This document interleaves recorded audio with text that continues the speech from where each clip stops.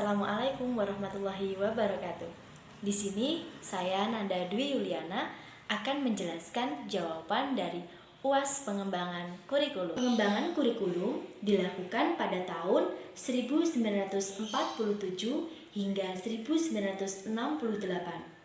Itu kurikulum yang pertama yang disebut sebagai kurikulum rencana pelajaran.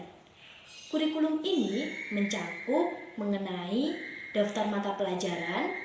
Yang kedua adalah pembelajaran ini difokuskan tidak pada ranah kognitif, melainkan pada pembentukan watak dan perilaku. Selain itu, materi pada pelajaran kurikulum ini difokuskan pada bernegara dan berbangsa. Pengembangan kurikulum kedua terjadi pada tahun 1952 yang disebut sebagai Rencana Pelajaran Terurai. Nah, pada rencana pelajaran terurai ini terdiri dari beberapa hal. Yang pertama adalah aspek kognitifnya mulai dimunculkan. Yang kedua, pengembangan ini disebut sebagai pengembangan pancawardhana yang terdiri dari 5 hal. Nah, yang pertama adalah daya cipta, yang kedua adalah rasa, yang ketiga adalah karsa, yang keempat adalah moral, dan yang kelima adalah karya. Nah, yang ketiga adalah kurikulum rencana pelajaran, tepatnya pada tahun 1964. Nah, pada kurikulum ini difokuskan pada pemecahan masalah dan juga rentang nilai. Yang seharusnya rentang nilainya A, B, C, D diganti menjadi rentang nilai 10 sampai 100. Yang keempat adalah kurikulum tahun 1968. Kurikulum ini diubah menjadi pembinaan jiwa Pancasila, pengetahuan, dan juga kecakapan khusus. Kurikulum pada tahun 1975. Nah, pada kurikulum ini ia menekankan atau berorientasi pada tujuan dan efisiensi maupun efektivitas waktu. Yang keenam adalah kurikulum pada tahun 1984. Kurikulum ini sudah menekankan bagaimana siswa lebih aktif dibanding gurunya. Selanjutnya adalah kurikulum pada tahun 1994. Nah, pada kurikulum ini menekankan pada waktu pelajarannya. Bagaimana waktu pelajarannya itu dari semester diganti menjadi sistem caturwulannya adalah kurikulum pada tahun 2004 atau kurikulum berbasis kompetensi atau KBK. Nah, kurikulum ini menekankan pada ketercapaian kompetensi siswa, sumber belajar, dan metode maupun hasil belajar siswa. Kurikulum pada tahun 2006. Nah, kurikulum ini menekankan pada kedisiplinan maupun pengembangan individu yang ada dalam siswa. Kurikulum 2013 atau kurikulum yang saat ini kita jalani. Nah, kurikulum ini menekankan pada 3 ranah, yaitu ranah afektif, ranah kognitif, dan ranah psikomotor. Itu tadi merupakan pengembangan kurikulum beserta ciri khasnya dari tahun ke tahun hingga saat ini. Landasan dalam pengembangan kurikulum itu ada 3. Yang pertama adalah filosofis, yang kedua adalah sosiologis, dan yang ketiga adalah psikologis. Nah, dalam filosofis terdiri dari 4 hal. Yang pertama adalah makhluk individu. Maksudnya di sini itu seorang siswa dapat mencari bakat maupun minat yang diarahkan oleh guru kita. Nah, yang kedua adalah makhluk sosial. Nah, contoh dari makhluk sosial ini adalah kita itu saling terikat satu sama lain. Mungkin contohnya kita mengikuti organisasi. Nah, dalam organisasi itu tidak mungkin bisa kita berdiri sendiri. Pasti harus ada bantuan dari yang lainnya.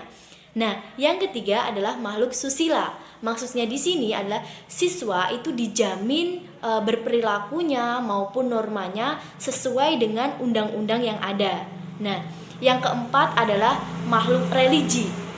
Dimaksud dari makhluk religi ini adalah kita memiliki kepercayaan ataupun ibadah sesuai dengan kepercayaan masing-masing. Yang kedua adalah landasan sosiologis yang terdiri dari 6 hal.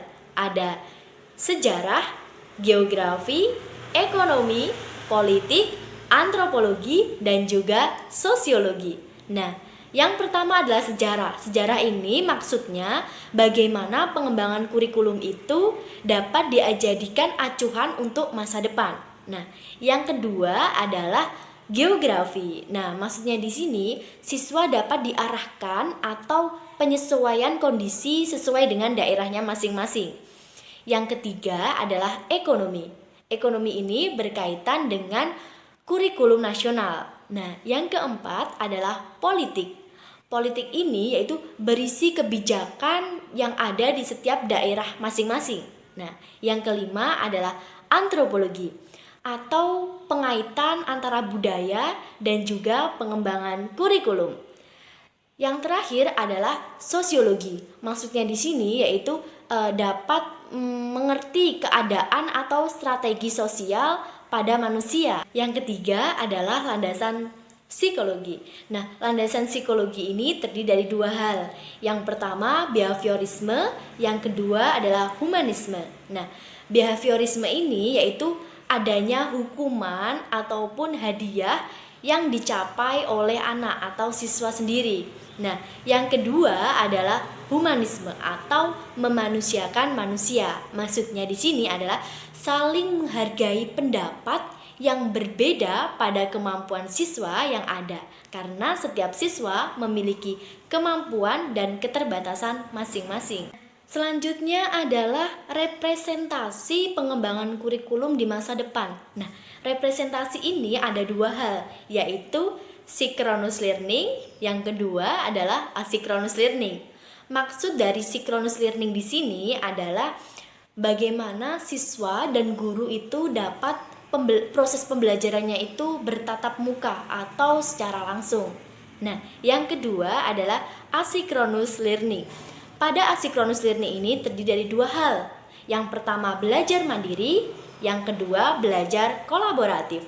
Nah, pada belajar mandiri ini diharapkan siswa itu dapat mengkonstruksi atau mempelajari pelajaran sesuai dengan bidangnya masing-masing. Nah, yang kedua adalah belajar kolaboratif. Maksudnya di sini siswa itu dapat bekerja sama dengan siswa yang lainnya. Nah, oleh karena itu, kesimpulan dari konsep kurikulum di masa depan adalah adanya penerapan perkembangan teknologi yang sudah canggih pastinya dan berlangsung saat ini hingga yang akan datang.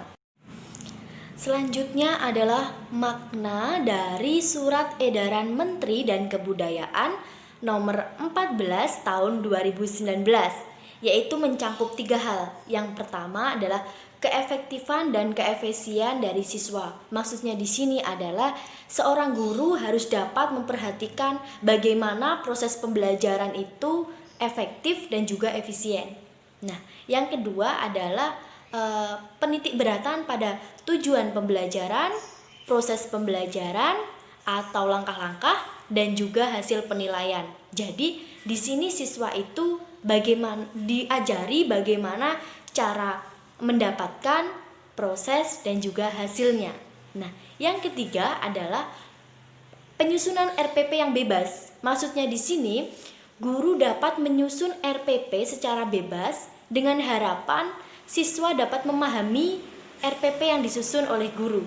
Jadi proses pembelajarannya itu dapat disesuaikan dengan kebutuhan siswa atau harapan seorang guru. Selanjutnya adalah pembahasan tentang RPP. Nah, di sini saya mengambil dari kelas 4, tepatnya tema tentang selalu berhemat energi, subtema sumber energi, pembelajaran pertama. Pembahasan RPP kali ini yaitu ada 3 kegiatan, pembukaan, inti, sama penutup. Nah, di sini siswa diberikan absensi melalui WA Group, lalu siswa memberikan jawaban dari absensi tersebut melalui Google Form yang telah diajukan oleh guru. Selanjutnya, kegiatan intinya guru memberikan LKPD yang dikerjakan oleh siswa dan mendiskusikannya selama 30 menit. Selanjutnya dilanjutkan dengan memberikan lembar jawaban dari LKPD tersebut, lalu didiskusikan oleh guru dan siswa, dan penutupnya adalah siswa dan guru melakukan evaluasi secara bersama.